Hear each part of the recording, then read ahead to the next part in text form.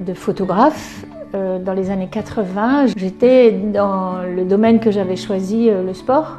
La seule femme, quoi.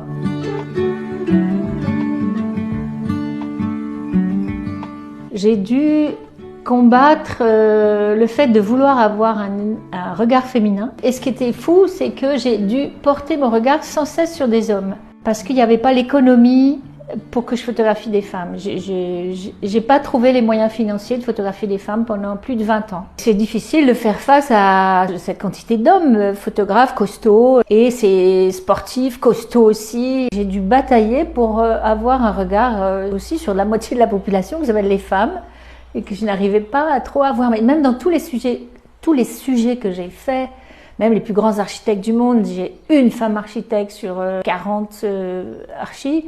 Les metteurs en scène, j'ai 4 femmes sur 50 metteurs en scène. Toujours, les domaines ont toujours été très masculins, très masculins. Ça a évolué et à la mort de Marie Trintignant, pour la nommer,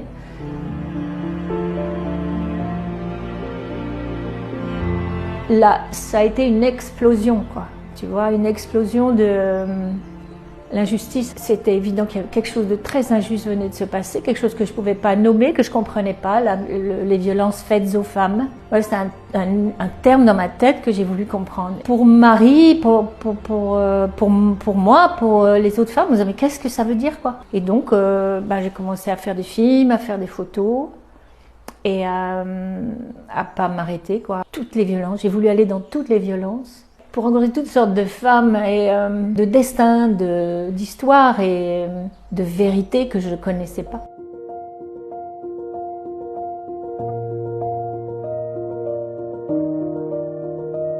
Cette petite bataille personnelle de jeunes femmes qui voulaient être photographes et photographier tout le monde, ça s'est transformé du fait de la mort de Marie par quelque chose de très engagé.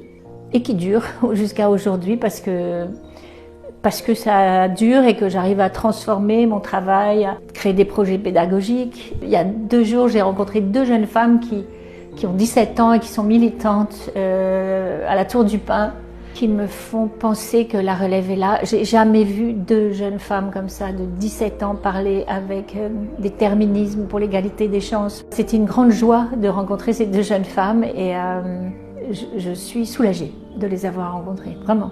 Ça a fait du bien parce que ça va continuer. Je suis super contente pour fêter ce 8 mars d'avoir rencontré ces 2 jeunes femmes. Je les remercie et je les embrasse.